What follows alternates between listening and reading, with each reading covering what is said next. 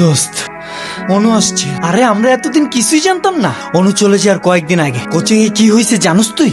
অনু, তুমি একটু দাঁড়াও তো, তোমার সাথে কথা আছে। Okay sir. সবাই চলে গেছে? জি স্যার, সবাই তো চলে গেল। তুমি একটু বসো না, তোমার সাথে কথা বলি। তুমি তো ভালো কোথাও পড়ার স্বপ্ন দেখো, তাই তো? জি স্যার। আমি জানি তুমি খুবই ভালো স্টুডেন্ট, কিন্তু আজকাল ভালো স্টুডেন্ট দিয়ে কোনো কিছুই হয় না। আমি চাইলে কিন্তু তোমার হেল্প করতে পারি। স্যার সত্যি thank you so much sir. তুমি তো জানোই আমি ইউনিভার্সিটি চ্যারিটির সাথে কানেক্টেড। আমি সুপারিশ করে দিলে তুমি যেটা চাপো সেটাই হয়ে যাবে, যদি তুমি আমাকে একটু হেল্প করো। ঠিক বুঝলাম না স্যার। না বুঝার তো কিছু নাই, তোমার থেকে আমার বয়সের পার্থক্য তো তেমন একটা বেশি না। কোথায় পালাইছিলে এতদিন তুমি? এই কথাগুলো আমার আগে বলতে পারো নাই তুমি? সেদিন আমি এই কথাগুলো বলতেই আসছিলাম। আরে তো বলো নাই কেন? আসলে এইসবের পর থেকে যখনই কেউ আমাকে টাচ করে আমার খুব বাজে লাগে। আর সেদিন যখনই আমি তোমাকে কথাগুলো বলতে যাব তখনই তুমি শিট শিট শিট শিট।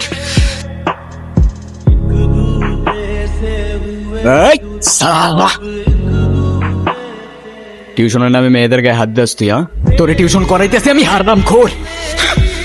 দেখো নির্জন, তুমি আমার সাথে এরকম ব্যবহার করতে পারো না। এই একদম চোখ। তুই সুপারিশ করলে অ্যাডমিশন হবে? হ্যাঁ, কে তুই? না মানে বল তুই কে? দেখো, আমি তোমাদের টিচার। একদম চোখ।